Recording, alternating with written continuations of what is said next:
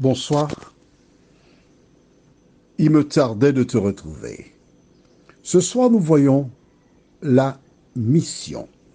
Juste avant, prions.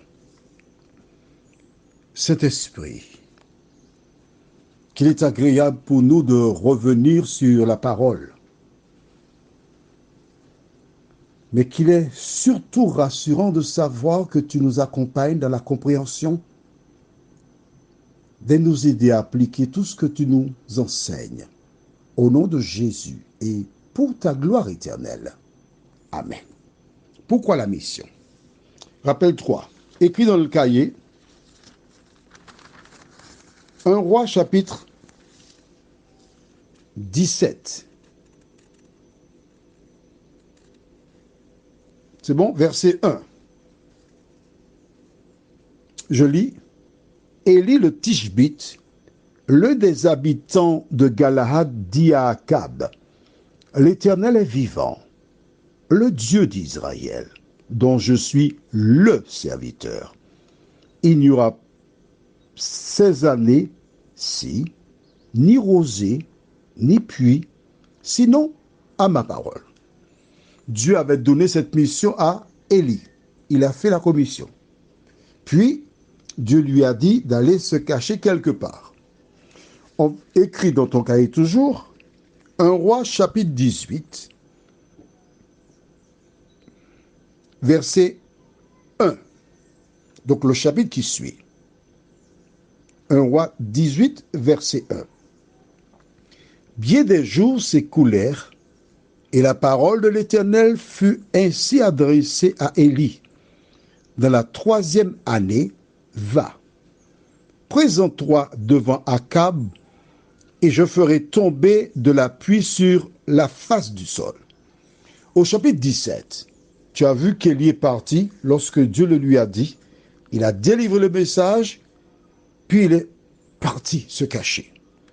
Au chapitre 18, Dieu lui dit, va vers Akab, et je ferai pleuvoir. Que fait Élie? Lis verset 2.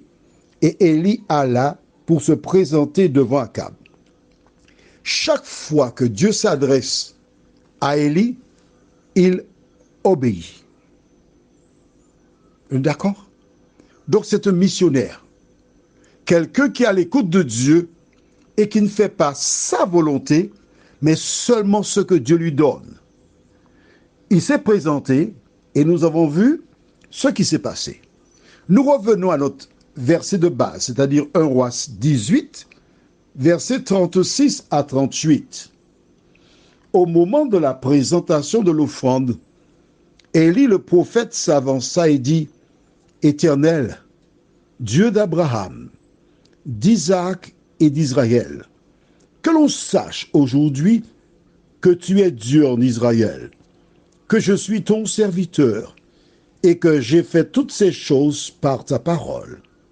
Réponds-moi, Éternel, réponds-moi, afin que ce peuple reconnaisse que c'est toi, Éternel, qui est Dieu, et que c'est toi qui ramènes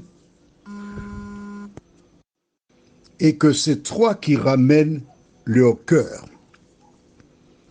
Et le feu de l'Éternel tomba, et il consuma l'holocauste, le bois, les pierres et la terre, et il absorba l'eau qui était dans le fossé. Ce miracle a eu lieu, comme tu as pu le voir, sans aucune difficulté. Mais je voudrais t'apporter une précision sur 2 thèmes. Le premier par rapport à la prière et l'autre sur le peuple de Dieu. Est-ce que tu notes avec moi que la prière d'Élie a été courte? Je me permets d'insister, car un grand nombre de personnes prient, répètent des choses inlassablement et ont l'impression du fait qu'elles répètent les mêmes choses que Dieu entend et qu'il exauce. Lisons dans le livre de Matthieu, chapitre 6, les versets 5 et 7. Matthieu 6, les versets 5 et 7. Que dit Jésus? Là, ce n'est pas quelqu'un qui parle, hein. C'est Jésus lui-même qui s'exprime. Lorsque vous priez, ne soyez pas comme les hypocrites qui aiment à prier debout dans les synagogues et au coin des rues pour être vus des hommes. Je vous le dis en vérité, ils ont leur récompense. Mais quand tu pries, entre dans ta chambre, ferme ta porte et prie ton Dieu qui est dans le lieu secret. Et ton Père qui voit dans le secret te le rendra. En priant, ne multipliez pas de vaines paroles comme les païens, qui s'imaginent qu'à force de paroles, ils seront exaucés. Ne leur ressemblez pas, car votre Père sait de quoi vous avez besoin avant que vous le lui demandiez. Est-ce que tu as compris ça? Je m'adresse à toi lorsque tu pries. J'entends parfois des personnes qui prient et des personnes disent des choses qui me font sourire. J'ai autorité, j'écrase la tête du diable. Je dis, mais qu'est-ce qu'il raconte là? Prenons cet exemple, parce qu'il est question de prière. D'accord? Les personnes qui déclarent, j'écrase la tête du serpent. Écoute-moi bien, mon ami. Ne recommence pas ça. Ne dis pas cela. Parce que c'est une invention diabolique. Tu ne peux pas écraser la tête du serpent. Tu ne peux pas. La seule personne qui a ce pouvoir, c'est Jésus de Nazareth. Prends ton cahier. Allons, prends le cahier, fais vite. Tu as déjà le cahier? Ah, excuse-moi. J'ai pas vu. Là où j'étais, j'ai pas vu. Écris Philippiens 4, verset 13. Philippiens 4, verset 13. Tu as écrit ça? Bon. Que dit Philippiens 4, verset 13? Je puis tout par celui qui me fortifie. Lorsqu'il s'agit de démarches personnelles, je puis tout par Jésus qui me donne la force. Mais quand il s'agit d'écraser la tête de Satan, tu n'es pas là-dedans du tout. C'est diabolique de dire une chose pareille. Quand tu dis ça, le diable a un fou rire. Ça peut provoquer un tremblement de terre. Écris dans ton cahier. Genèse, chapitre 3. Genèse, chapitre 3. Et nous lisons le verset 15. Je mettrai inimitié entre toi et la femme, entre ton lignage et son lignage, c'est-à-dire destiné, c'est une autre version. Celui-ci, note bien, celui-ci t'écrasera la tête et tu lui blesseras le talon. Il n'a pas dit cela, celui-ci. Le seul qui a le pouvoir d'écraser la tête du serpent, c'est Jésus de Nazareth. Est-ce qu'on est d'accord?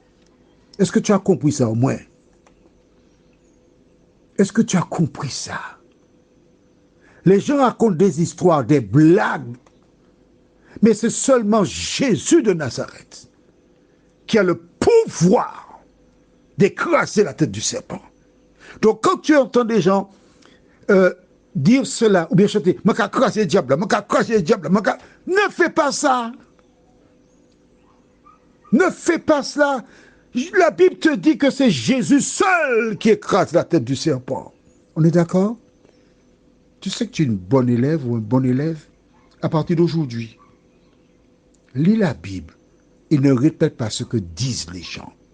Allons au livre de 1 Pierre chapitre 2, le verset 9. 1 Pierre 2, verset 9. Que dit la parole? Elle est belle, la parole. Tu vois ça? Le peuple de Dieu 1 Pierre 2, verset 9.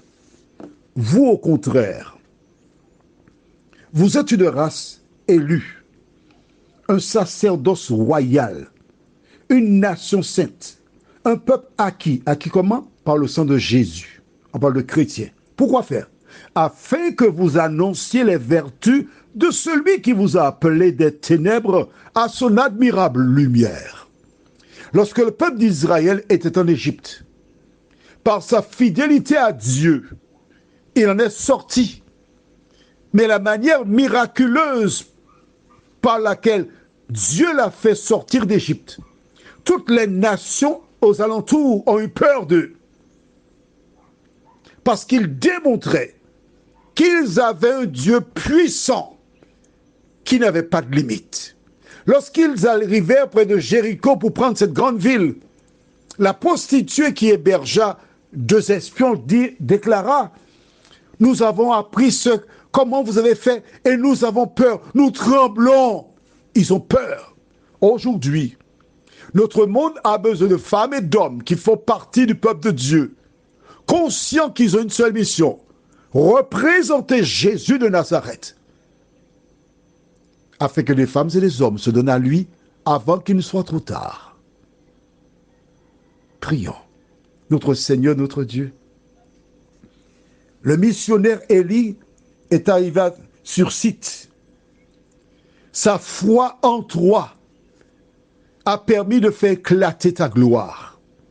Nous avons vu à travers l'étude de ce soir comment tu nous dis de ne pas répéter des paroles vaines. Seigneur, merci d'avoir parlé à tes enfants qui chantaient « M'a crasé diable, j'écrase le diable ». Seigneur, c'est toi seul qui as ce pouvoir. C'est toi seul qui as écrasé la tête du serpent à Golgotha pour nous sauver du péché. Merci de faciliter notre nuit, nous t'en prions, au nom de Jésus et pour ta gloire éternelle. Amen. Que l'Éternel continue de te faire du bien.